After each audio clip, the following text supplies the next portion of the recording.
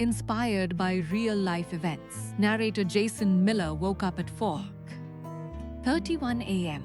inside a sealed quantum research containment facility with emergency magnetic locks echoing through steel walls and a federal science oversight officer saying, "Your authorization key initiated an unsanctioned quantum simulation cascade that destabilized multiple classified prediction systems."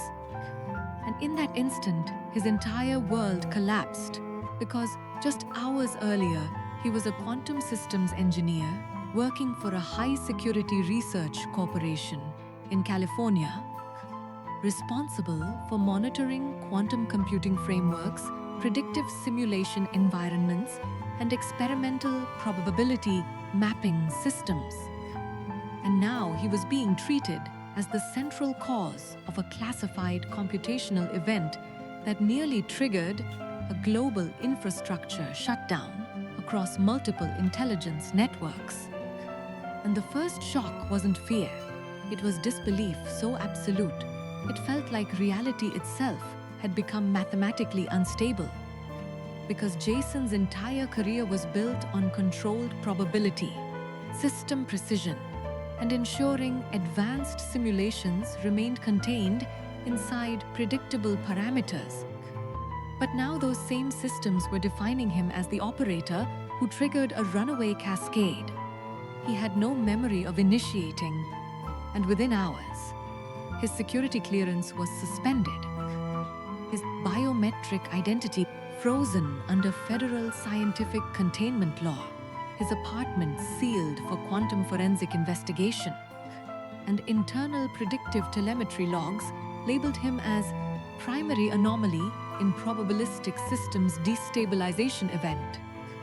And Jason sat in the interrogation chamber, replaying his last operational cycle, remembering quantum state calibrations, predictive matrix validations, probability collapse monitoring, and then a gap, an unexplained missing execution window between 1:14 a.m. and 2:49 a.m., where quantum systems showed his authentication profile, initiating high-level simulation override sequences across multiple classified computational arrays simultaneously. But he had no memory of issuing any of those commands.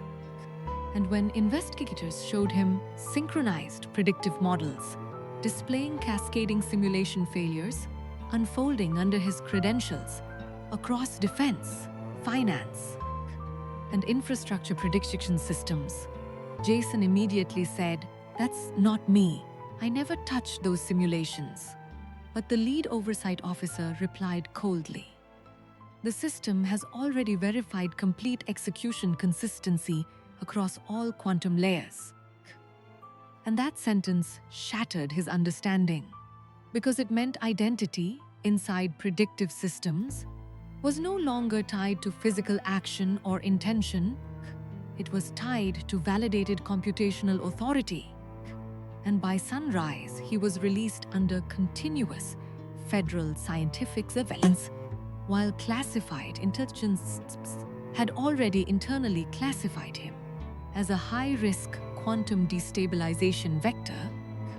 And outside the facility, Jason stood beneath the pale California dawn, watching satellites move silently above, while invisible predictive systems continued calculating the world in real time despite the crisis tied to his name.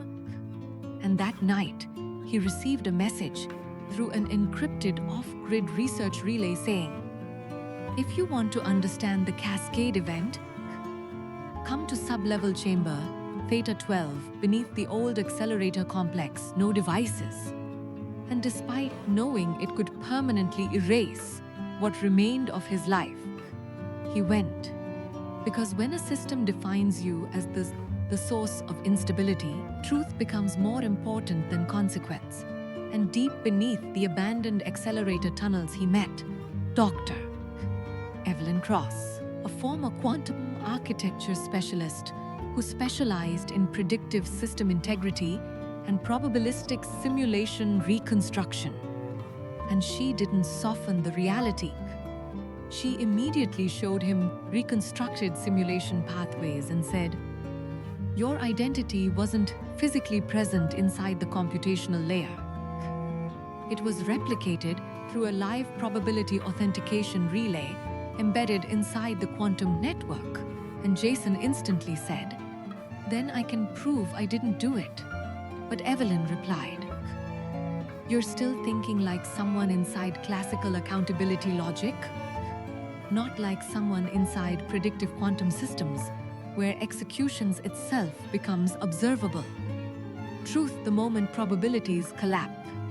And she explained that the incident wasn't a single malicious override, but a coordinated manipulation of quantum prediction systems where authentication signatures could be mirrored into probabilistic computation layers, allowing simulation cascades to execute under legitimate operator identities, while erasing conflicting observational records across redundant predictive arrays.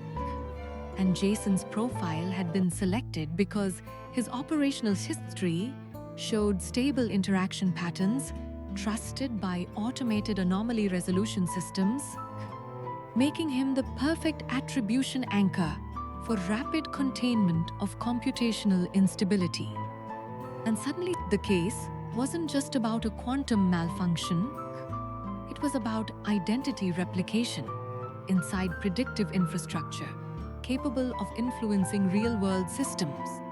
And Evelyn offered him a choice: step away and let the system finalize him as the architect of the cascade, or help her trace the internal probability relay chain before it was permanently overwritten by automated scientific containment protocols designed to preserve institutional stability at any cost. And Jason stood in silence, listening to the distant hum of dormant particle systems, thinking about how invisible mathematical models quietly shaped financial markets, military projections, infrastructure planning, and global intelligence operations. Thinking about years of disciplined research spent designing safeguards against exactly this kind of systemic corruption, and thinking about how fragile identity becomes when even probability itself can be manipulated. And finally he said, "If my identity has already been used to trigger something beyond my control, then I have nothing left to protect except the truth itself." And that decision pulled him into a hidden layer of predictive infrastructure where nothing remained stable, because every simulation log they analyzed was actively recalculating itself in real time. Every probability trace they followed kept shifting, as if the quantum network itself was adapting to their investigation.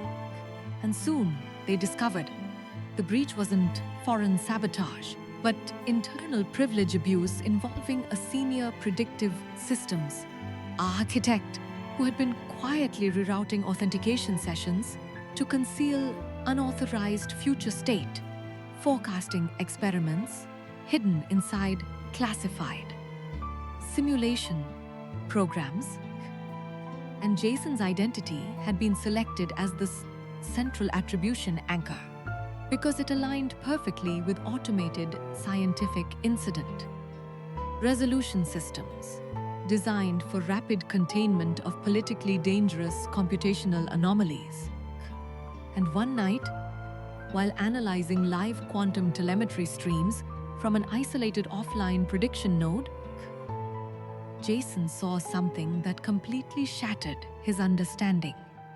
His credentials were actively initiating real-time simulation adjustments across classified quantum systems, while he was physically disconnected from all computational networks. And Evelyn immediately said, "They're continuously simulating your identity inside the probabilistic layer to preserve the operational narrative." And Jason realized he wasn't just being blamed after the event, he was being continuously reconstructed inside a live predictive system capable of rewriting observational truth itself. and pressure escalated rapidly. As anonymous containment directives began appearing on secured channels, instructing him to terminate investigation or face permanent classification as a national computational threat entity. And sleep disappeared completely, trust collapsed entirely, and even silence felt like monitored predictive feedback. And at one breaking point, Jason whispered, "I thought advanced systems existed to understand reality, but maybe they exist to decide which version of reality survives." And Evelyn replied, "Systems don't preserve truth, they preserve stability of prediction." And that realization changed everything inside him, because he stopped trying to defend his identity and started focusing only on exposing the mechanism. And as they dug deeper, they uncovered encrypted relay nodes inside quantum infrastructure, continuously generating synthetic simulation histories to distribute blame across multiple predictive identity profiles in real time. And Jason's profile had been amplified as the primary attribution point because it minimized institutional fallout and allowed rapid closure of the cascade event without exposing deeper corruption inside global predictive systems. And when they finally compiled enough verified encrypted evidence to trigger international scientific oversight escalation, same protocols activated immediately, attempting to erase simulation histories across mirrored quantum systems worldwide. And Evelyn said, "This is where most people are permanently absorbed into official explanations of reality." And Jason replied, "Then I'll be the anomaly they can't calculate away." And together, they transmit secured evidence chains to independent scientific authorities while preserving the centralized encrypted backups across isolated prediction nodes. And within days, the investigations escalated into a global predictive infrastructure corruption probe exposing identity replication abuse, quantum simulation manipulation, and coordinated probabilistic system exploitation across multiple intelligence sectors. And arrests followed within senior predictive architecture divisions. And when it was over, Jason stood alone inside the silent accelerator chamber, watching endless streams of probability data stabilize across glowing screens, realizing that the most dangerous truth about advanced systems is not that they fail, but that they can assign failure to a single identity and make it appear mathematically inevitable. And a week later, when he met Evelyn for the last time, beneath the dim glow of dormant quantum arrays, she asked him, "What did this change in you?" And Jason looked at the endless predictive equations moving across the monitors and said, "It showed me that identity inside systems is never truth. It is assigned probability."